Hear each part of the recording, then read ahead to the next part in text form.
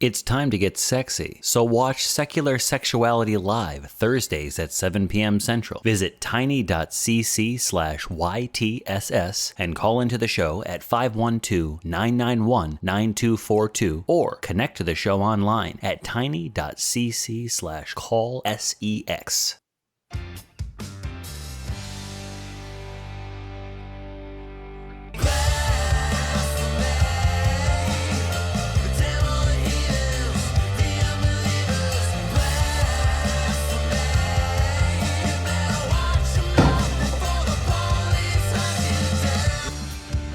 Greetings and salutations to our fellow Homo sapiens, and welcome back to another episode of The Nonprofits, the show where we discuss news and topics of the day from a skeptical, humanist perspective.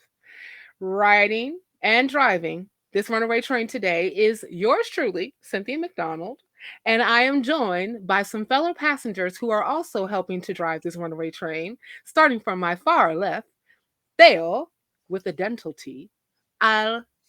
Let me say that one more time properly. Theo with the dental T. El Theo. El Ateo. See, I almost forgot the A to Theo, which is important to actually put it up. So let me one more time for the Gipper. Theo El Ateo. How you doing, Theo? I'm wonderfully. I'm doing great. So happy to be here. Your Spanish is more and more beautiful every day. Hermoso español, señorita. So thank you for inviting me. I'm so excited to be here back with you, Cynthia. Ah, que bueno. I'm excited to have you back here as well. It's always a good time when you are on. And now we also going to introduce our guest host for this evening. No, by the time this is actually airing, it's actually going to be Sunday afternoon, but we are doing this in the evening time. That's why I said this. Oh, by the way, happy Atheist Day, Helen. How you doing? Good. Happy Atheist Day to my fellow atheists, Cynthia and the Teo. I'm not going to pronounce it right. I'm just going to give up now. With the dental T, Helen. With the dental It's T. cool. Yeah, It's cool. that's right. You can do all the Spanish for me. You can just call me El Ateo. But yeah, Like mysterious. I'm looking forward to the show. I think it's going to be great, and I'm excited to be here. It's going to be awesome. So let's get to it. Oh my goodness. Yes, I am super excited. We had like such great banter in the green room, which is virtually just us waiting for this whole thing to start. That is the green room, people. If you did not know. But before we go on, Helen, I don't think if some people are not necessarily familiar with Hugh, not Hugh, but Hugh with a Y, why don't you tell us about Hugh for a moment? Well, I am a volunteer with Recovering from Religion. I'm a virtual support group leader and an ambassador. So I do a lot of stuff over there, helping people recover from religion and asking questions and giving resources and just being a supportive ear. And then in my free time, when I just want to chill out or, hang out with other atheists or debate with theists, I'm on the ACA Discord, chatting with my friends and hanging out there and stuff like that. And I'm also a LGBTQIA activist. I'm trying to get involved in the local chapters in where I live in Florida. Trying to go to more town hall meetings and city council meetings, kind of speak out for not only myself, but all the queer kids that live here, because there's a lot of bad shit happening in my state. So I'm trying to get more involved in the local level to get the voice out to make sure queer kids are safe and accepted and happy. Thank you for your work. All of it's so important. I can even remember when I used recovering from religion for when I was going through my deconversion, and recovering from religion is an excellent organization. Anybody who really needs someone to talk to or need resources while they are questioning or even trying to just come to terms with non-belief and they don't really know what that means, I really do suggest that you reach out to them. And thank you for all the work that you are doing, Helen. It's so important. And now that I believe that we're more than 2 minutes in, so I can say, what the fuck, Florida? But moving on. You've been saying that for a while. I live here, and every day I'm like, "What the fuck, Florida?" Gosh, I think that at least we at least have one "what the fuck" story, Florida's, every time that I actually come on. Not necessarily today, but kind of adjacent. We have an adjacent "what the fuck" Florida, but we're going to get into all of that. But before we get into that, rather, just want to remind everyone that this is a show that is a product of the ACA, which means the Atheists Community of Austin, a 501c3 nonprofit organization dedicated to the separation of religion and government and promoting positive atheism. And even though this show is actually going to be airing on Sunday, 3 p.m. Central Time, I still want to wish everyone a happy World Atheist Day. All right. It's okay. It's all right. Let's get into it. So, Feliz Día del Ateísmo. what Teo said. Get into it. Let's get into it. Let's get into it. All right. Yes, with the hand gesture and all that. Okay. So, today we're going to talk about aid for Ukrainian refugees with Shea versus Greeves. In our next segment, we're going to talk about the war for public schools. Because if you didn't know that there was a war going on for public schools, you're going to know today. You going to know today. Third segment, we're going to talk about, hey, Balaam, where's your donkey? And why does Christianity still dominate the Democratic Party? And then our last segment is going to be shit internet apologists say, Jesus, does he get us? That's a question. Start, ruminating on that, people, because we're going to try to answer that question going forward. And as with all of our shows, the links to today's topics and the news we discuss are available in the description below. And a reminder that if you want to come into the show prepared, you can check out the Nonprofits Facebook fan page every Friday night for a list of the articles ahead of time. So let's get into it. Let's go. So Teo, I believe this is you taking us into segment número uno. Nice. Hermoso español. And I hate that I'm a cartoon and I have to start with the depressing news. I'm sorry, people. Today I'm the emo cartoon because we're going to be talking about the war in Ukraine, la guerra en Ucrania. And this is a very interesting article that I hope you all read because it's going to be about Satanists helping Satanists. I know it sounds strange, so first of all, let's start by the obvious. Let's define what we mean by Satanists in this case, because no, this is not evil people who worship Satan. You call them Satanists. The Satanic Temple, this is an institution from the USA, is a group that believes that religion can and should be divorced from superstition. They do not, I repeat, they do not believe in the existence of Satan or the supernatural, but they embrace the literary figure of Satan as a symbol of the eternal rebel, in opposition to arbitrary authority, forever defending personal sovereignty in the face of odds, whatever. So, as you see, guys, this is an atheist institution, or at least a secular institution, to call it one way, because, well, maybe some people believe in other gods, who knows. But what I want to say is that in here we have atheists helping atheists. It's not Christian helping Christians, it's not specific groups, even though it's Satanists helping other Satanists.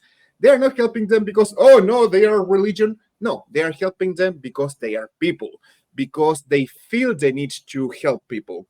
And let's be clear, guys, this is when we have people helping people. The freaking Pope skipping breakfast is not going to do anything for this. All those people at home doing nothing but praying for the war to stop or for Putin to suddenly become a good guy, that is not going to do anything. only people taking action is going to be able to do something in order to help people in this situation. And before I go to everybody else, guys, there is a quote that I want to read, because it's very important to mention the secular institutions that are helping right now. Because now that Ukrainians have left Ukraine, what will they do now? In the article that you're going to read, they talk about Karina. She's part of the Satanic Temple. She was helped by them.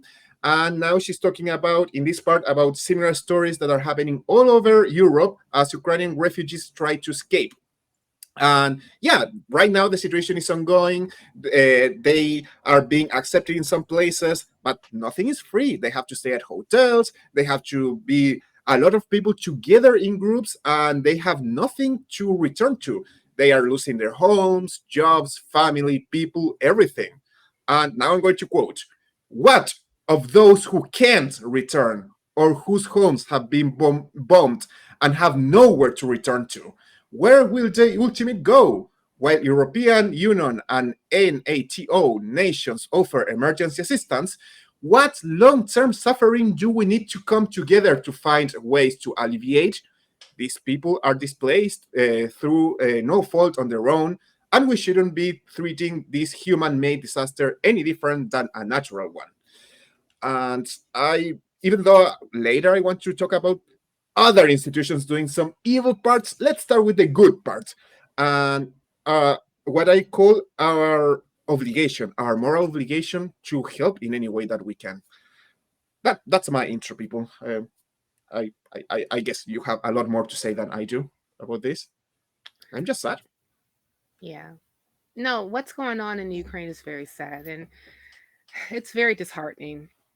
It's so many layers to this whole conflict. You have some things that's not necessarily always shown on mainstream media is some African students who were studying in the Ukraine who were not allowed to leave the Ukraine to go to Poland, but they were letting other white Ukrainians actually on the trains in order for them to leave. I even saw like a report of one of the African students that was told by a Ukrainian soldier that you have to fight too. And the guy was asking him like, why do I have to fight? This is not my country. But it's almost like there's still like a divide going on as far as like um how people are used in this particular war between Putin and his desire to take back Ukraine, which is something that he's been wanting to do for a long time. He just decided to go ahead and do it. And not completely unrelated, you have Brittany Griner that's being held in Russia because she had a vape cartridge that's containing hashish oil in her luggage, and now there is like a whole thing about trying to, because she's still a U.S. citizen. She was just in. She was a former WNBA player who was playing basketball in Russia, and now there's another additional crisis on top of that because she's a US citizen and trying to get her out, and there's like very big divides with that. And of course, like with all the displacement that has happened with the Ukrainian people because of their lands being invaded, their homes being bombed, and everyone is scrambling trying to figure out what to do in this land. It's very heart-wrenching to see. And I think that, like, a lot of us can, are kind of just sitting back and just kind of looking at a lot of these particular images that we are getting, from that area, whether if it's from mainstream media or whether if it's from, personal accounts of people like the young lady who was talking, who's a member of the Satanic Temple, who's actually stuck in the Ukraine, but she was actually able to get assistance from the Satanic Temple to get out. And also, but one of the things that she's saying now is that now that she's out, they're having issues with being able to pay for hostels so that they don't have to stay on the street in Warsaw. So there is an extra layer of of um, of this entire conflict that has really just uprooted a lot of different people, and really just put them in like the muck and the mire and dire straits of trying to figure out what to do. And Satanic Temple has always been very consistent about lending aid when it can, and intervening into, certain rights or even events that were overly oppressive.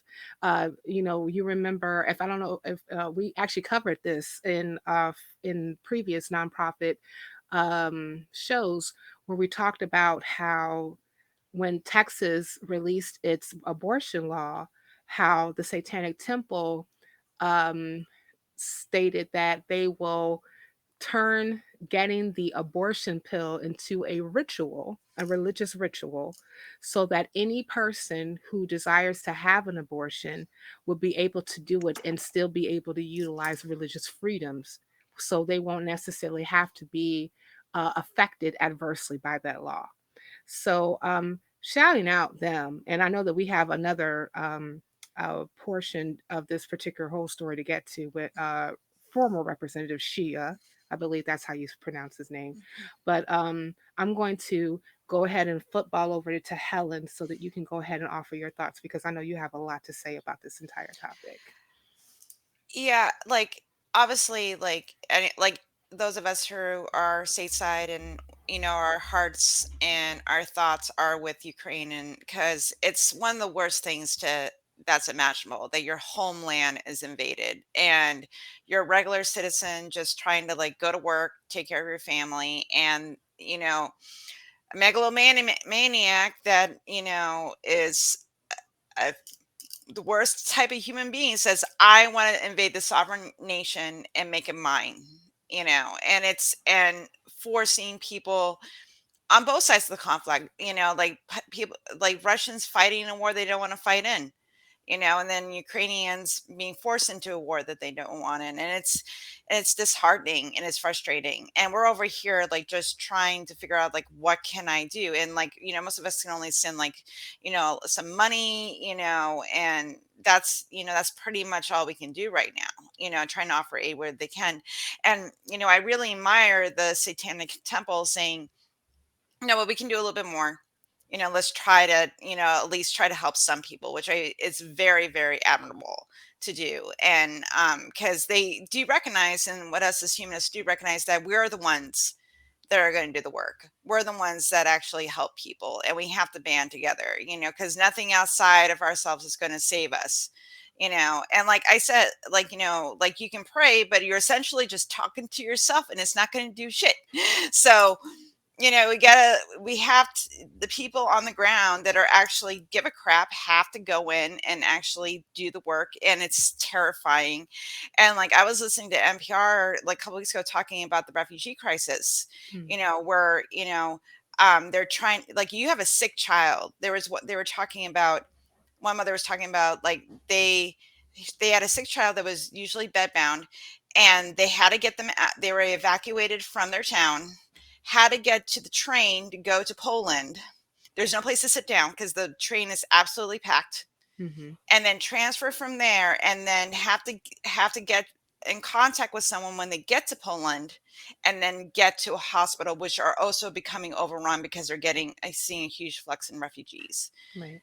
So that's just one person talking about the logistics of what is happening on the ground, and there's thousands and thousands of other stories like this, and I have to, the people that are actually going in there and trying to offer aid and help, and it's not, and I don't think we think about the financial side, because it is, we're always hearing about the loss of human life, Right.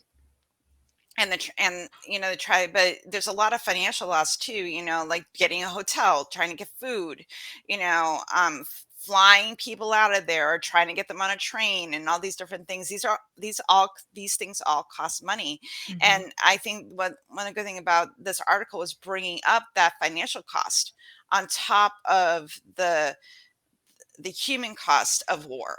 Right. And I thought that was really, really, a lot of that point was really well put in this article. That we have to think about it on both ends, even though, like, obviously we're more concerned about the human side, but still, like, the financial repercussions Mm-hmm. to Ukraine, if they come out of this, the other side, hopefully still a sovereign nation, and still on the winning side, hopefully they're still going to have to deal with that financial loss and stuff like that. Anyway, let's talk about Matt Shea.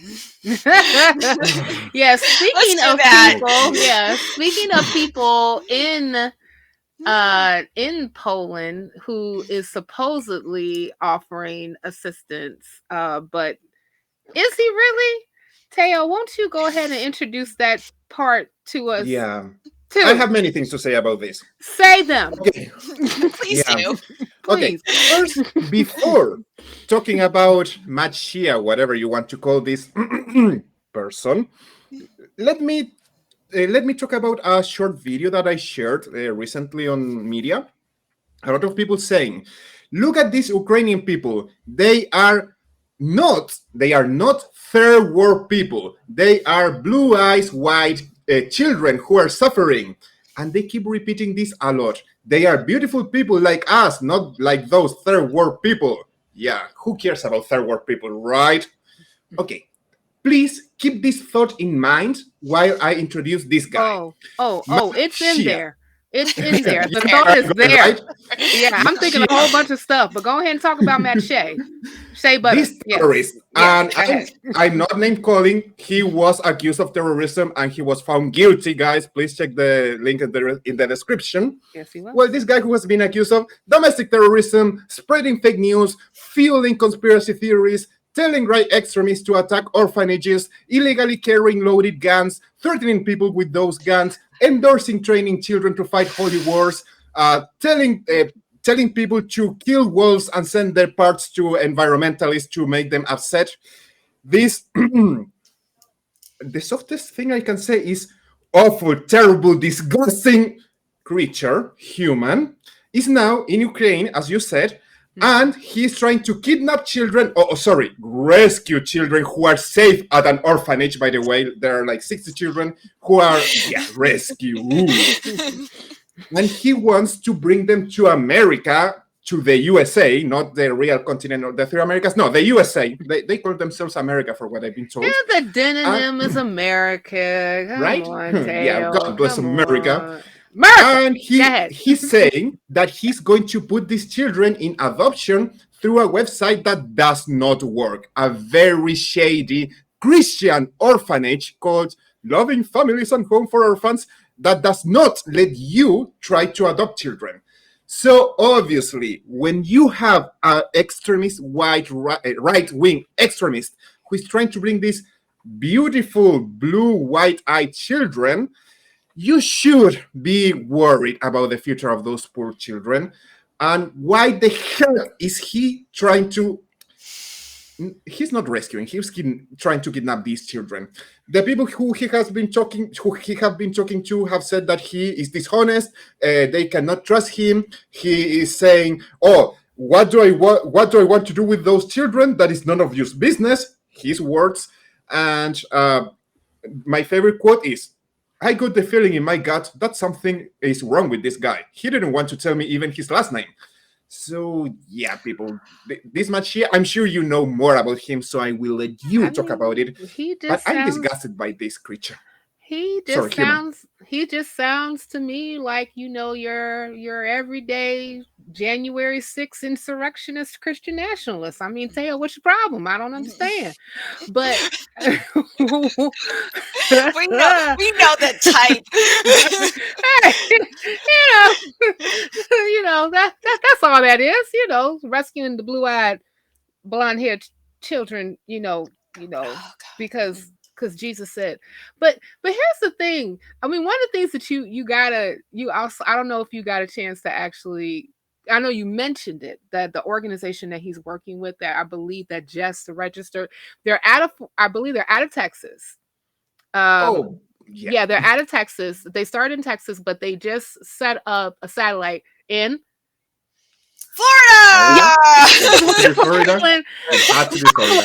And but here's the thing. Like, I know that remember when they were talking about, like, they were trying to help get these children adopted. The organization is not. It It is not an adoption agency. It is not registered as an adoption agency. It's even with like the State Department, there's going to be like certain statutes and also, documents and paperwork that have to be filed in order for you to say that you are what you are. This ain't them. Okay. So this is just a place with a broke ass website. Broken. When you try to go to the website, the article said it's a broken link. It don't go nowhere. So it's a broke ass website that said, but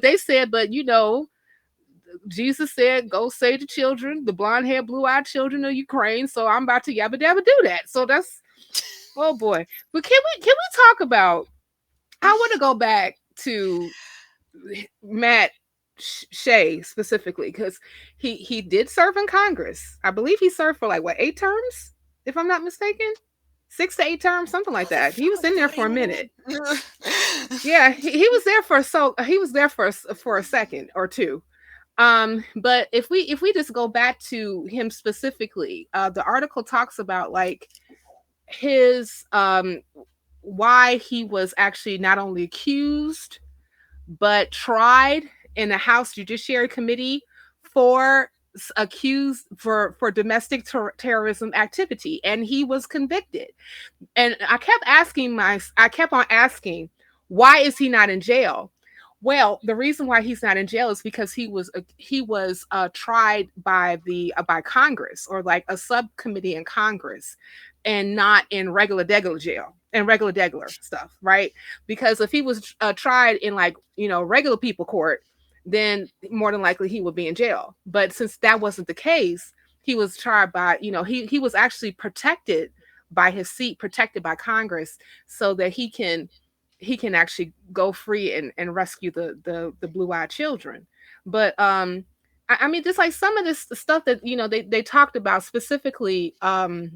The article talks about how independent investigators commissioned by the Washington State House of Representatives found that Shea, as a leader of the Patriot movement, planned, engaged in, and promoted a total of 3 armed conflicts, political violence against the United States government between 2014 and 2016.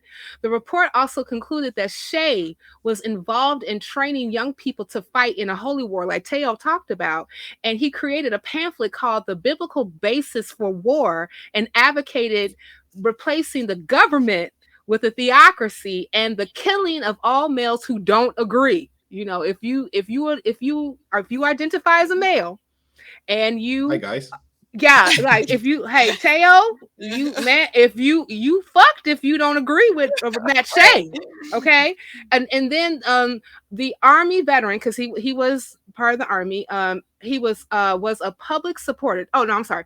The Army veteran was a public supporter of Cliven Bundy, a Nevada rancher who led a 2014 standoff with FBI agents in a dispute over grazing rights. And according to the investigators, Shea visited the Bundy Ranch in Burkittville for a couple of days. While there, he developed a strategy for leadership over future Patriot movement armed resistance against the federal government by creating a coalition of Western state leaders from Idaho, Washington, Arizona, and Nevada. And wow. And then it's kind of crazy, like when they said, so why are you here in Poland with these Ukrainian children? He basically said none ya. And if y'all don't know what none ya mean, that's none your business. Helen. What? This guy. This fucking guy. It's just this whole savior vibe, and then I'm gonna raise the next warriors for Christ and all that type of bullshit and stuff like that. And the fact that anyone would want to give their child to this fucking crazy person, sorry, and get him adopted, I'm sorry. So don't do it. Just don't do it. All right, don't do it. Stay away. It's not good. Bad. Bad. That's all I got to say about it. He's crazy. Don't do it. All you Ukrainian parents, don't do it. Well, like for the sake of not trying to go too ad hominem, just there's something there some just something right. Some ain't right. Some ain't right, especially when he go around saying none ya. So we go. I take back the crazy. I do. I don't know him, and so I take that back. I just be cautious. Caution. I advise caution. Well, let's just say that his whole activity in this area is suspicious AF. Okay. Agree. Can I say that his history tells me he's the closest to Hitler I've seen nowadays? Or is that too much? There is an observed portion of this particular story, especially with mentioning the blue-eyed, blonde-haired children. That is Hitler adjacent. So there's that, and which also makes this suspicious AF. So we're gonna move along from the suspiciousness. Because, oh boy, we're gonna put this in a dark rabbit hole. Yeah. I don't really want to go there. This is, but I do want to say thank you for both our veteran viewers and for our newer viewers for getting us to the 10.6, 10.7. I think last time I checked. 1,000 subscribers that we have on this channel. Thank you guys so much. Yay, you are awesome. We've been and I know that every show that we talk about, like, well, we have to over 10,000 subscribers. Do you know how long it took us to get here? I'm just saying it was an effort. And so, but y'all helped with that effort. So we want to thank you for that. So if you're watching us and you haven't subscribed yet, get on that. Once you subscribe, like, and ring that bell, so you always know when a new Nonprofits episode premieres, like every Sunday, like 3 p.m. Central, like for real, like that. So yeah. Then share the link to our channel with your friends, your family members, the people you work with, people you don't work with, people that you don't met on the street, people that you don't see at the bar. Make sure you have your mask on. The neighbor guy you don't like, the neighbor guy you do like, them, et al, and all, and anyone and everyone else. So let's get the word out that there. Let's get the word out there. Yeah, that's what I meant. Let's get the word out there so we can start helping fundraisers, because that's why we were pushing so hard in order to get to over 10,000 subscribers so that we can actually help fundraising. And since we are doing that, don't forget, if you are able, to hit the donate button to give to the atheist community of Austin to help us promote continually positive atheism and separating religion and government. Also, are you aware that the atheist community of Austin has another YouTube channel? Did you know? Teo, did you know? I know you knew, Teo. Hold on. I'm not pointing right. Teo, you knew, right? Okay. Sure, Helen, did you know? Of course I knew. Okay, of course you knew. So, but you know, and Teo know, but did you know? Okay, because if you didn't know, you should be knowing. So check out the Atheist Experience Network, a channel where you can find all ACA shows in podcast form.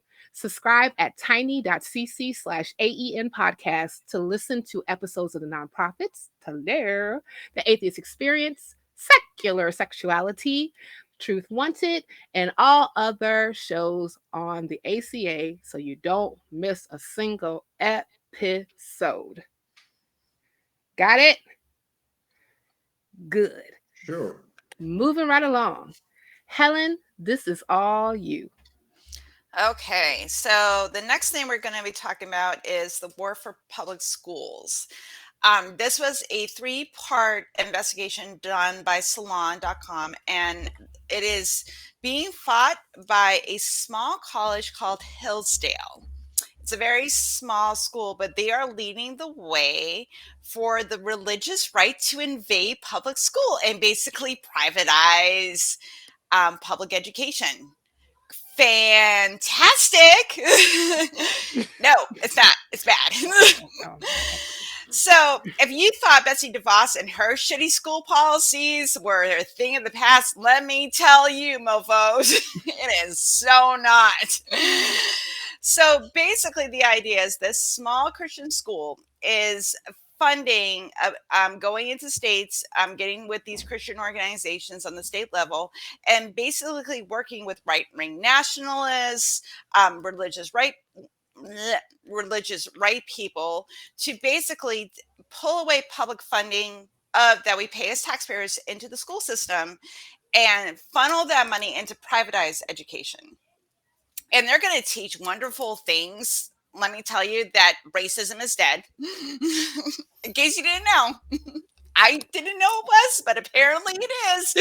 Well, also, we should go now. I know. And that, so let me quote the article. Systematic racism was effectively vanquished in the 1960s, that America was founded on Judeo-Christian values and principles, and that progressivism is fundamentally anti-American.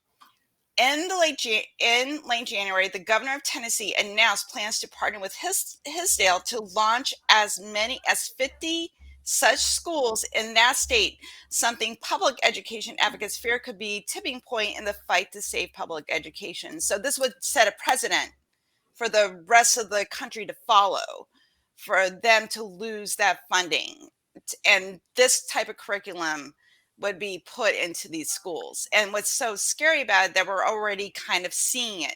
You see with the book burning, you see it with like the Don't Say Gay bill, like in Florida, that they want to literally whitewash American history, and like, you know, like slavery was like what we did to like the Native Americans and what we did to, you know, and this with slavery and everything, that they were just bumps in the road, you know, like they weren't the atrocities that were committed in this country in the past. So it's really bad because this is that like major programs like PragerU is putting money into this. There were Republican politicians, pundits, lobbyists that are putting money and time and advocating for this. And it's deeply, deeply concerning. So why don't you guys give me your thoughts? Because I have a lot of feelings about this, most of them bad. And we affirm your feelings here, Helen, because we share them. Teo, I'm going to go ahead and give the floor to you so you can go ahead and weigh in. Guys, I have to be sincere. I'm scared for you, and for you, I mean the USA. I do consider education one of the most powerful weapons that we have that is not violent. My channel is an educational channel because I believe that education is the only way to get to people to change society without a violent outcome, without wars, without doing things violently. Education, for me, is the best pacific way to reach to those places that we cannot reach in other ways, to show the people a better world. I think that a lot of bad things, evil things, happen due to lack of education. I could talk a lot about that because I'm obsessed with the harms of religion, and I always link them how religion stops education. And I see that these guys are using education, this powerful weapon, to indoctrinate people. Just to be clear, you have a private college that is literally starting a war against public schools in order to indoctrinate students in a false right-wing extremist point of view. And guys, please check the articles. We have like 4 parts which shows how the college is driving riots nationwide, fighting schools, and I have to say it had to be Trump. It had to be freaking Trump, the one doing all of this. Check the 3 parts or 4 parts. It's interesting. And I say that I'm afraid or I'm scared for you guys because you already have book bans. I've heard about burning books over there. I know that if a teacher dares to talk about racism, they can be fired. I read about a law. I don't know if it passed or not, but it was like if a teacher dares to talk facts that contradict the Bible, they can get fired as well. There are several laws that are going to punish teachers and librarians if they dare to talk to students about certain books. I remember about this new awful law that I have no idea what is happening with it in Texas, where if you're a teacher and you don't send a transsexual child to the police in order for him to be taken out of their family, you can get punished and you can go to jail. So your country, guys, is literally punishing teachers, a guide for people, and is forcing them to indoctrinate people. By children. I don't mean only children, also adult people in general, in these dangerous ideas that go against common sense, against anything that is good. I mean, this is pure indoctrination. It's evil, and I see the USA turning into a dictatorship, into a religious dictatorship, and that is scary as fuck for Well, me. I think that it when you take our education system and use it in order to teach Judeo-Christian values in this way, it's basically the foundation of trying to turn our government and how we actually were founded into something completely different. I hear this argument a lot that the United States were founded on Judeo-Christian values, and that is absolutely not true. you know, I, the one of some of the reasons why you had folk leaving Europe, specifically like in England during like the 15 and 1600s, is because they wanted to practice their religions freely of the crown. There was no separation of church and state in England before the United States was founded. The crown was the church, and the church was the crown. And I should know that because I was raised in that particular denomination. So I know that for true, not just for true, but for true. Now, and so this type of thing has been happening for with wow. I know, like, I know that you mentioned Betsy DeVos, and and her her what do you call it? Her crusade for Mhm. privatized education. And but she is not she's not like the originator of this idea. This push for privatized organ school vouchers, shifting money to private educations, especially like Christian schools, Yeah. and turning and also this push for charter schools it has been going on for some time now, and it's just like to the point where you know the right specifically, and the reason why I say the right is because the main talking heads of these particular sensibilities are from mostly Christian conservatives and things of that nature, that is really pushing these particular policies. You know Hinsdale College, when I read like the three parts of the article, are responsible for the content of the 1776 Patriotic Commission. Mhm. That was them. I mean, Mhm. even though like Trump did the executive order in order for them to set this precedent, which was damn dead set against the 1619 project, by the way. They employed Hinsdale Christian College in order for them to help create the content and the curriculum around the 1776 patriotic curriculum bullshit.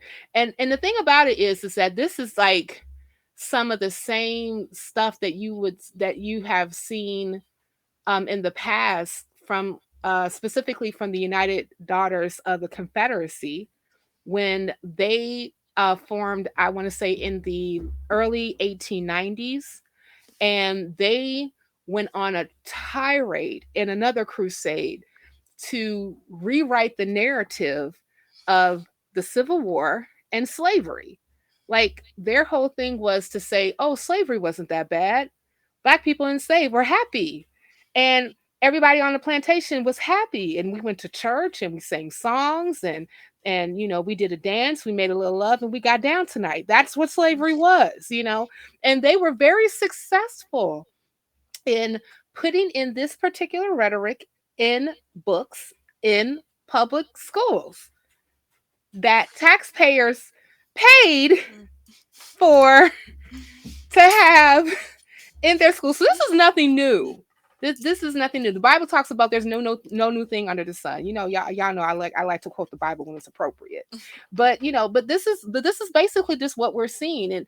And I have like my thoughts on why this is the case, like especially specifically why we're getting such a big attack on public education.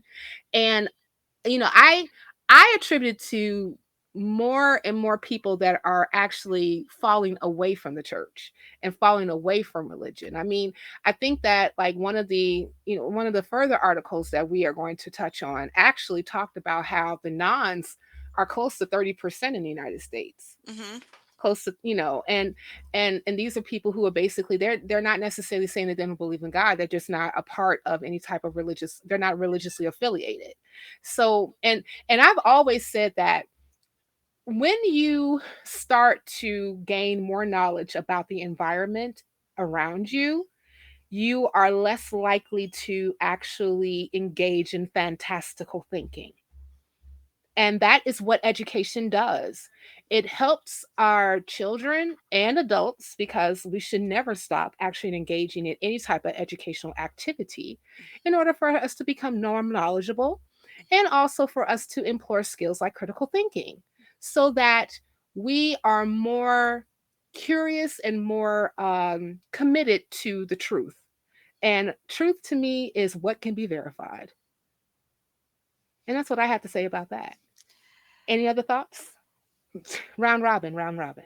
I think that we've kind of gotten comfortable again, because I think this is a fascist ideology to go into the public education system, privatize it, and completely change curriculum, and basically telling children, if you are not a Christian nationalist, where patriotism is associated with religious belief, and if you go against that, you are not American. That is a fascist state. And I think that people aren't paying attention because they think it's not going to happen here. Hey, former Representative Shea said you should be killed. I know. So, well, That's what he okay, said. sure, whatever. But this is the thing that is deeply, deeply concerning about this, because they're starting with the children. And there's a lot of people, a lot of parents, there's a lot of adults that think that their Christianity is connected to their patriotism. And if we are not paying attention and we are not trying to fight against this, if you do not want your children to be learning this type of bullshit, you better be going to your school council meetings. You better be going to your city council meetings. You better be paying attention to who is on your school board. Yep. That's right. And where that money is going, if you don't want this to happen, because it is happening. Yeah, just be like those parents that we talked about a couple of weeks ago, when their kids were subjected to a Christian assembly during school hours, and they got together with the FFRF. Shout out to the Freedom from Religion Foundation, by the way, Right. and sued the school district. I believe that was in West Virginia, saying that no, you will not use public funds in order for you to indoctrinate our children into Christian ideology. And that's all I have to say about that. And Teo, before we move on, I'm going to give you the last word, please, sir. Oh, thank you so much, Cynthia. Very kind of you. And guys, I will repeat it. I'm afraid for what I see at the USA. And the more that we talk about these issues, the more that I see what is happening in your country, the more I feel that I'm not actually obsessed with the harms of religion. I just see them. And I feel forced to talk about how awful these ideas are becoming and how quickly they are advancing. Can you imagine? I've seen a country that seemed to be the number one country in the world turning into a third world country the more that I look at their news and what is happening over there. it's scary. It's freaking scary from my point of view. So I really, really hope that people start taking action, that they start fighting against these awful ideas. And people, Ukraine is going through a war. Please try to stop people from kidnapping children and bringing them to a country that is trying to what is the word? Because I don't want to talk about washing minds. I'm indoctrination. That is trying to indoctrinate people. Yep, so please, people, start taking action and look around you. Think this is happening. History is repeating itself, and it's scary as fuck. Especially from someone whose dream was to live in the U.S. one day, and now I couldn't live there even if I got paid by it. Sorry, guys. I will visit you, but I'm not living there. Damn. What a scathing rebuke, as it should be. My goodness. Yeah, I never thought I could be way better in a third world country. And it's scary. Sorry, guys. I mean, I'm sitting up here, you sitting up here, Teo, like, can I get my cot ready to go to Latin America? I'm just saying. I'm learning Spanish every day. Prepare for a baby as well. But okay, guys, okay. That was heavy. So I think it's time for us to take a break from our conversation. So, you guys, if you did not tune into other ACA shows last week, here is what you missed. I want someone who's attracted to me because I'm a woman, not because I'm a trans woman. And while that may not be the case for everyone, there may be some trans women who are like, I am trans, I love my trans body, I want someone who's attracted to my transness. That's not going to be all of us. Ever since we first been doing archaeology, we've been making shit up, right? Yeah, of course, right. Like, you know, like anthropology started off as literally just racist science. Like that was just the whole deal. I don't get it. And am I missing something here, guys? First of all, I have to comment here, Jason. Your background there is very intimidating with those big eyes, kind of saying, Better to see you with, my dear. What would it take to convert you to any given religious position? You know, probably the bones of Jesus. That seems like a reasonable ask. That feels like a lot. I was just going to say evidence. And now, back to calls. Who's next? I hope we have someone who can, who likes your attitude, Matt. I'll change my attitude just for this call. Instead, I'll be weak-minded.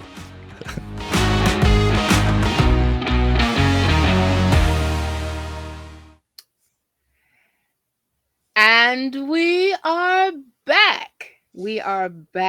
And thank you all for continuously staying with us. So we're just going to go ahead and get right into our next segment, which is also going to be introduced by our guest, Miss Helen Green. Take us away. So on a lighter note, thank goodness, the third segment we're going to talk about is like, hey, Balaam, where's your donkey? Why does Christianity still dominate the Democratic Party? And the second part to this is the Democratic Party is not antithetical to religion. So these two articles are basically kind of addressing the issue of the nons and also the intersectionality of Democrats that are still religious and don't feel that they're being represented by the Democratic Party. So I thought this article was actually really, really interesting because it's not something I really think about as a secular leftist. I just don't really think about, like, you know, are Democrats concerned that, you know, that they're not being connected with, you know, on that level, especially with politicians. And it's still a part of their rhetoric.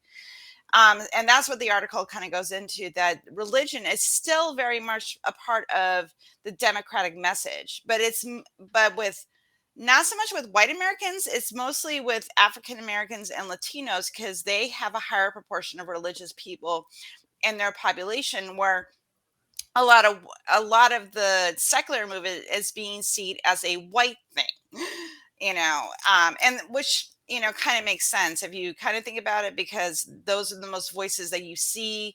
More people, when they express that they're secular, they say that they're white and stuff like that. So, and I think that also because the Democrats are always trying to appeal to, and, you know, to people of color and their voters, they're going to use that message over and over again. But the flip side of that is that also there's a little bit of distance, I think, on the Democratic Party, because when you think of evangelical, Christian, believers, where does your mind go? It goes to the Trumpist side, the people that were, very extreme religious right, because that's where the Republican was, that's where Trump was getting his base. That's where the message was going. So I think there's a lot of religious people on the left that are trying to distance themselves. They don't want to be associated with that, but they still want to know that the people that they're voting for have Christian values and have, those things that they think make a good politician. That's where they get their morals from and that type of stuff. So it is one of those things where it's where the left is seen secular, because usually where there is even in the Democratic candidates, they definitely have a message that they'll say, like, I'm this religion, but I understand that it's separate from my job as a politician and the type of laws and things I want to uphold, that they have to be separated to affect everybody, where the right has a different message. So I thought that this was kind of interesting, because again, like, it wasn't something that I was really thinking about. So Teo, what do you I would definitely want to hear your kind of opinion on this. Ooh, asking the foreign guy about USA politics, it's quite funny. And I kind of feel thank you bad a for- little bit. I kind of feel bad that we, like, a lot of this stuff is just like, heavily leaning on how fucked up American politics Right? are. And like Teo has to, like, yes, let me go ahead and give my take on it. Just like it's interesting, to say the least. But I'm so sorry to step on your toes. I just had to get that out because it was on my mind. Go ahead, Teo. You feel bad? I feel great. I can talk shit about how is it, Cynthia? Shit, right? About the Right, USA. shit. You Oh, are we had to do the asking echo me thing. about it. Shit. You remember I got to do shit and then the echo, remember? Oh yeah, shit. Shit. Okay, gotcha. Go Love my ahead. echo. Yeah. So yeah, guys. When Helen said, "Oh yeah, Democrats are the left," I could only go like, "Left." Guys, you don't know what left is. What you call left is what we call the right, and what you call right is what we call extremists. So the USA has no left. Whenever I see people saying Obama is a communist, guys, please look at your fucked up system. Oh, my facts are earned, and today I have a lot of those, because you have right and extreme right. Those are the two political sides from the USA, at least from this foreign who sees your system, your awful system, from far away. And it's terrible, because once again, I already mentioned, oh yeah, I seem to be obsessed with harms of religion. But guys, we have been talking about religion, and now we're talking about how these supposedly left politicals are trying to say, hey, look at us, we are religious people. And the reason why we help poor people is not because we are filthy communists. It's because Matthew 25:31-46, Jesus is saying that we should help people, not because we're communists. And there are a lot of strong words that I want to say, so I'm just going to say it's worrying from this point of view. Extremely, extremely worrying, guys. I mean, Well, I'm not going to say you're wrong. No, that's what I'm saying. Our observations about like where we are specifically, like with our bipartisan our bicameral and bipartisan setup when it comes to party is not. I actually kind of share them. I mean, that's why. Yeah, I kind of share them. I mean, because like even if you look at like who is in office, the even if they are considered like this, if we just take Congress people, for example, and when they first come in and they may have like more of a left leaning, by the time that they had time in Congress, they become way more center, and the reason being is because they go along with the party platform. And even if like I remember when during when I was looking at the 2020 DNC platform specifically, it was, even though they had like a lot of different policies. I was like, okay, that's different. That's I guess that's okay. I guess that's okay. But it wasn't really left. It was just kind of like shit government is supposed to do anyway. You know what I'm saying? Like Mm-hmm. help poor people, give back Native American lands. You know, let's actually look at the harms of slavery and how it has affected entire group of people. You know, like, you know, this like regular shit that government is supposed to do anyway. You know, it was never. And then like people look at those policies and go, oh my goodness, this is so progressive. I'm like, no, it's not. It's just shit you're supposed to do. How do they dare use common sense? Yeah, you know, but here's the thing. But even if you look at even the makeup of Congress alone, I think there's like only one out atheist. If like according like when I did my research, I believe that like it's like less than 2%. It's something to that effect. Oh You yeah, know, because yeah. it's political suicide if you're Mhm. out as an atheist. You are not going to get elected. No. No, because if you say that even if you say that you're a secularist, you don't have to say the word atheist. Everybody's like, what's that? They don't believe in God? You know, what are their beliefs? And then like, oh, obviously if you don't believe in God, you're not a moral person. Duh. so they can't have any positions of power. Right. That no, this is so true. I mean, it's just so crazy how like we, you know, how overly represented Christianity specifically is in the United States, and how that sensibility has bled into every portion of how we even conduct our lives. Is in our education, as we talked about in our previous segment. It's in government, as we're talking about right now. And it even like very much so, depending on how you interpret said belief, will very much so judge your actions, i.e., January 6th. You know, I mean, it's kind of even crazy that there is a whole term to actually talk about, you know, extremists who happen to be Christian and conservative leaning in their politics and call them Christian nationalists. You know, the patriotic people, America first, you know, give me liberty or give me death, not for real, but for not for you, but for me, because if you don't believe in my theocracy, it's a fuck say for you, you know? Mhm. And the thing about it is that even the Democrats can't even completely disavow the Christianity portion, because as you said, it's political suicide, you know. And even like the I even talked about this in my notes on how, you know, Black Americans are the largest identifying Christian group in the United States. We're at 79%, between 79 to 80%, according to Pew. Latinos, or I'm sorry, Latine is at 77%. And I believe that whites are at like less than 70%. Like I think they're like around 68, 69% according to Pew. So you still have, and so like when you have like all that together, like you still have like a roughly around 65 to 67% of the United States that's still Christian identifying, whether they, you know, feel that, hey, we should like actually teach real history and not like make shit up and just to make ourselves feel good. You still, but you still have that part of it.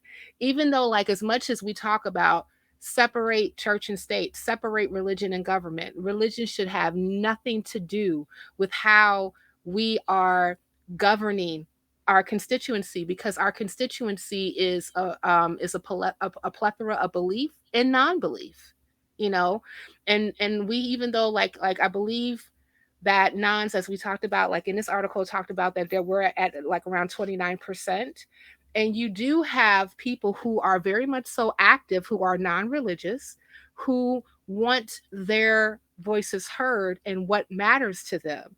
And the more, but it seems like every time that we have candidates coming up to the podium when they're running, everybody got to talk about their faith. Everybody got to talk about their God.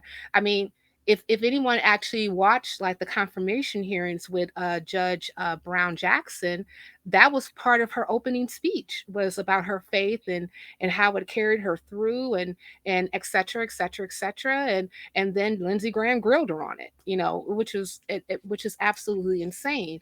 And even though that she's not even going to an elected office, but that's part and parcel of the speech that you have to make in order for you to be accepted. It's kind of crazy. And when you think about it too, like, because there's plenty of religious people that do believe in the separation. Mm-hmm. They understand that faith is a private matter, and then government should not be catering to um, religious or non-religious is what is good for people as the country as a whole, the people as a whole. And I think that those people are kind of getting also drowned out. Yeah. Religious people that do believe in the separation of church and state, that do want to see that a secular government. They might want a politician to be religious just because to them that means that they have good morals, but as far as policy and making decisions and stuff like that, they don't want religion to come into those decisions because it's not going to be beneficial for everyone as a whole. And I think that those people aren't getting heard. Their opinion isn't as of value, because it's like, while no, you want them to make decisions based on their religious faith, because that's the idea that comes through and stuff like that. And it's just depressing and sad when you really think about it, because it should really come down to what policy is best as a whole for the whole people, and I think it's a tricky line for Democrats, politicians to have. That's a line that they have to kind of play with. I have to appeal to the secular people, and I also have to appeal to, the religious people that are in my party. And I think for Democratic politicians, especially ones that lean more secular, trying to find that line can be difficult. Yeah, it's very nebulous because even though like you do have like people who have a tendency to say, and I know them, they're around me all the time. There happen to be theist Christians who really want that hard line between religion and government. But the but on the flip side of that is that somehow, some way, that ideology can still very much so creep into how you govern and what policies that you would actually say is appropriate and what is not appropriate. And we're even with the ones who happen to be a bit more right of center, and the ones who happen to say that, yes, I happen to be a Christian, however, that is not what's going to that's not going to rule me when I'm making decisions based on like policy and legislation. It still can kind of like play a part. I think that what is mostly important is that we who happen to be on the side of more like secular humanism, and even those who happen to be believers but do really believe in the separation of church and state, it has to be to the point where those are the people whose voices are being raised more and more to say that, hey, this is a group that we need to pay attention to, so that we have less influence of of religious and ministries and things of that nature that's actually like influencing policy. I mean, like I I just think about not long ago, like over a year ago, where there was a whole theological roundtable that was sitting that had, access to the White House in our president's ear, speaking to the president about how Jesus wants you to run the country. And that to me was unfucking acceptable, because we have seen that when you do that, everyone has their own interpretation of what Jesus is saying, and especially on how that affects us as a constituency. And I'm going to stop it right there. I want Ateo and Helen, go ahead and get your final thoughts until we go into our last segment, please. Thank you, Cynthia. Really quickly, personally, I support neither political side. That's why I get insulted by both. It's awesome. But talking about your side, where you have right and not right extremists, I'm still worried because the only difference, I'm going to quote, Christian Republicans emphasize prayer, doctrine, the end times, personal sin, and salvation. Christian Democrats tend to promote the social gospel, namely Jesus' mandate to care for others, especially the poor and oppressed. It's sad that the only way how they can do what the job of the government is actually is, which is helping its people, it's only if they go like, Jesus wants us to help people. Even if they are actually helping people like that, it's still scary because we have been talking, all the previous articles that we have mentioned are related to how dangerous religious indoctrination is. So I will repeat it, guys, and I finish with this. I'm really worried about you, and I hope things get better for you, for real. Me too. I know, I'm worried about us too. Well, I'm always like, okay, what can we do? So what can we do? So my 2 cents on this is that those of us who are secular, we have to kind of bridge that gap with those on the left that are religious and want that hard line, and also to encourage our religious secular brothers and sisters to kind of get behind, secular and atheist political figures, activists, and stuff like that, and amp up their voices. You don't have to agree on ideology but if you think a person's like, oh, he or she or they would be really good at this job, speak up, promote them. And we have to kind of bridge that gap together, because us alone isn't going to do it. So we have to find our allies. And that's what we have to do if we really want to see this to change. So that would be something that I would want to see happen. I'm not saying that it will, but it was just something I would like to see happen. Indeed. One can wish, can't they? Yeah. One can hope, can't they? Well, since Jesus is on the main line, and I'm pretty sure we gonna tell him what he wants, or is it Jesus on the main line? Tell him what you want. I want to tell y'all about how Jesus gets us in shit. Internet apologists say. Shit, internet apologists say. And they be saying some shit. Let's talk about the latest shit, shall we? Show you right. Well, in this particular article from our friend of the show, Hemant Mehta, on OpenSky Media, it's entitled, He Gets Us. An ad campaign for Jesus ignores an obvious problem. So basically, in my Dr. Evil voice, $100 million was actually spent on an ad campaign to launch Jesus being shown in a more palatable way, to have movable minds come back into the fold. So basically, a group of folk got together, and they were funded by an anonymous donor who spent $100 million to shove Jesus in as many faces as possible. You get a Jesus. You get a Jesus. You get a Jesus. Everybody gets a Jesus. So basically, also what they did is that they had a series of commercials that went over to actually show how, if you're going through different things, when you're at a dinner party and you want to make sure that Jesus hears you, or Jesus feels you, or Jesus knows you, guess what? He does. And he gets you. One of the other campaigns was, even one of the other ads was talking about how, did you know that Jesus' mama was a teen mother too? And I know that you're going through what you're going through, but Jesus gets that too. You dig?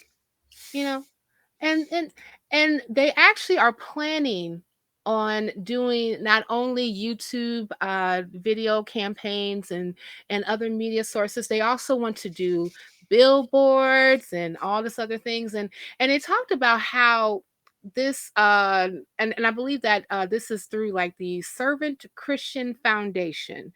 And I have a quote from the article that says that the Servant Christian Foundation approached Bill McKendry. He's the founder and the chief officer of at Haven, who were concerned that too many young Americans are leaving Christianity and that more people are growing hostile towards faith. And their idea was to do a blitzkrieg for Jesus. Okay, actually, their idea was a national media blitz for Jesus, but you might as well call it a blitzkrieg for Jesus at a scale that no single church can afford. That $100 million. And I'm going to leave it at that and open it up to the table. I just see it like a kind of thing like buy a Jesus, get your salvation for free. Yeah. Like, that's kind of how I see it. Like, that's the way I look at it. Buy one, get two Jesus for free. There you go. That's right. And like this whole, like, yes, do you know why people are leaving the fucking church? It's because the church has been doing all this hateful rhetoric for years and they're still doing it.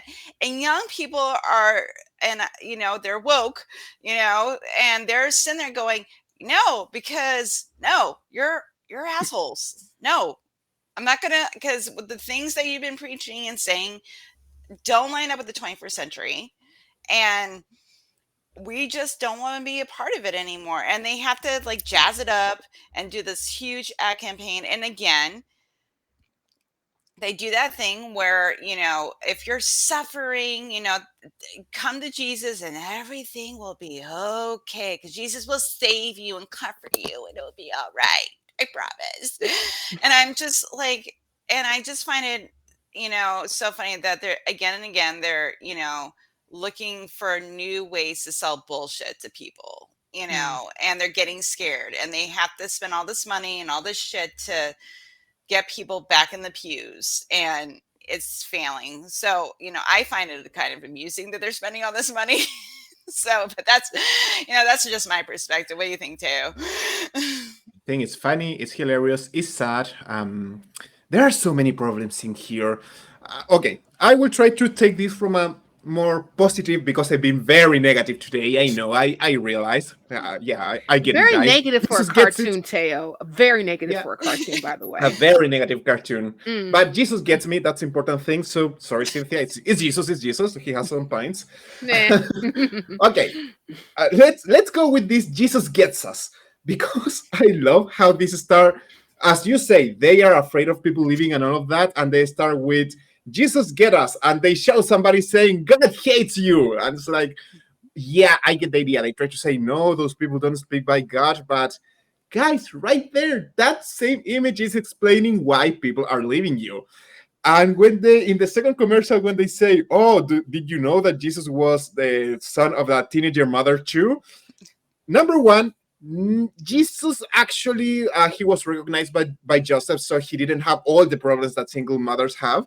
But most importantly, are they actually admitting that God raped a teenager? Are they really admitting that their God has raped a teenager and made her a single mother? Because there is... Well, hold on. Now, there was a messenger that came to Mary and said, hey, God chose you to go ahead and have his baby boy. And she did kind of consent, saying, be it unto me as God wills, etc., etc. I mean, can you call it consent when they say the guy who can drown every single human in the universe at his will wants to make you pregnant? Okay. I concede. I'm just, and she and according to some historians, she was quite underage. What we would consider underage. So 14, that could 15, be. I think. Yeah, like they said that she was a teen mom. I mean, like some historians actually report that like that probably happened like when she was like around 12 years old. So that's kind of like statutory rapist shit. Just saying. Yep. Yeah, but it was magic, so it's not that bad. Oh, okay. So Oh, it's yeah, okay. it's totally It okay, was right? okay. Right. Okay. Right? There's your Okay. caveat. Gotcha. Yeah. Ta-da! Yeah. Sorry, Cynthia, Abracadabra. It's all suddenly good. went very depressing in there. I said it was going to be okay, but okay. We have a whole country that all their politicians are based on religious rituals. You have the right side and the extreme right side, and both of them are doing everything because Jesus tells you to. Churches, do you really need to spend $1 million? Dun, dun, dun, dun. No. No. Okay. $100 million.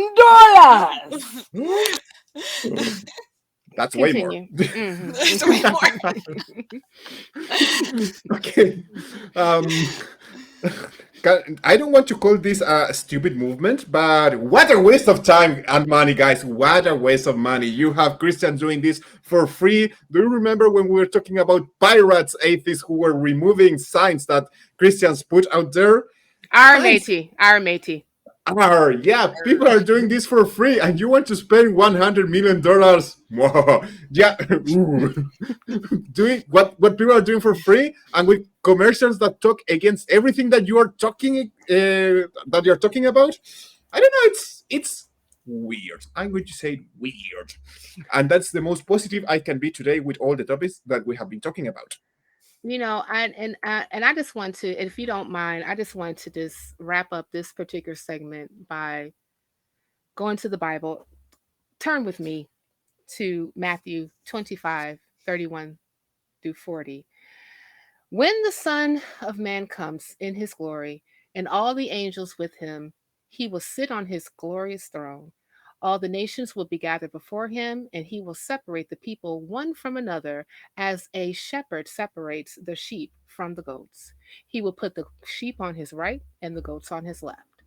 Then the king will say to those on his right, "Come, you who are blessed by my Father, take your inheritance, the kingdom prepared for you since the creation of the world. For I was hungry, and you gave me something to eat. I was thirsty, and you gave me something to drink. I was a stranger, and you invited me in. I needed clothing, and you clothed me. I was sick, and you looked after me. I was in prison, and you came and visited me." Then the righteous will answer him, "Lord, when did you see you were hungry and fed you, or thirsty and we gave you something to drink? When did we see you a stranger and invited you in, or needing clothing and we clothed you? When did we see you sick or in prison and went to visit you?" And the king replied, "Truly I tell you, whatever you did for one of the least of these brothers and sisters of mine, you did for me." So, people, instead of spending $100 million on ad campaigns to bring them back to Christianity, why don't you use that $100 million to actually help somebody? And as one of our lovely nonprofits, Richard Gilliver, says across the pond, read your fucking Bible. Those are nice And words to fish. yeah. And with that said, join our fan social media outlets. Let's not have the conversation stop here.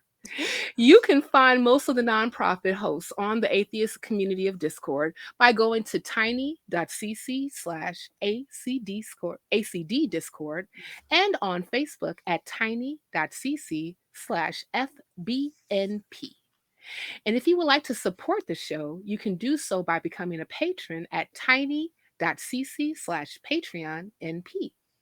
If you find yourself already shopping at Amazon, and support the atheist community of Austin by shopping at smile.amazon.com and selecting the atheist community of Austin as a beneficiary. Be sure to use that link to help out the ACA, and we really do appreciate it. And people, we value your feedback. Tell us what you like, tell us what you don't like, and tell us in the comment sections below. Or you can email us at nonprofits@atheist-community.org. And with that being said, let's go ahead and just get some closing thoughts before we go ahead and wrap up this Dog and Pony show. I'll start with you, Teo. I just love being here. Both of you are amazing. I had a great time despite being so depressive today. I guess sad about the USA. Good luck over there, guys. I'm here from the distance in my third world country, wishing you the best and hoping that things get better for you. I really hope they do. I'm sure you will because I know that there are a lot of awesome people over there, and yeah, you won't let history repeat itself, right? Right? Fingers I crossed. believe in you. Right. Helen? Got my toes crossed too. I crossed You the can whole do day. And Helen, what are your thoughts? Well, thank you for having me. This was a lot of fun. You two are wonderful. I laughed a lot despite all the heavy shit that we talked about. So, I'm looking for, a little bit of light in the darkness. So, but yeah, I thought that this was really great. And I do have hope for us because we are, one thing about Americans, we're fighters and we don't take things sitting down. So, I'm cautiously optimistic. That's where I am right now. Gonna sit here for a while. There you go. Just stew in your cautious optimism Exactly. for a Tim or two. And we just also want to say thank you guys for tuning in to the show. We really do appreciate all our viewers who have come and participated in the chat and also commented and also continue to support us. We really do appreciate everything that you all do. I had a great time driving the runaway train, and I'm so glad that you guys came along for the ride. And just to preface the email that I received to make sure that I know the difference between these two words. Without further ado, good people, here at the Nonprofits, we bid you adieu.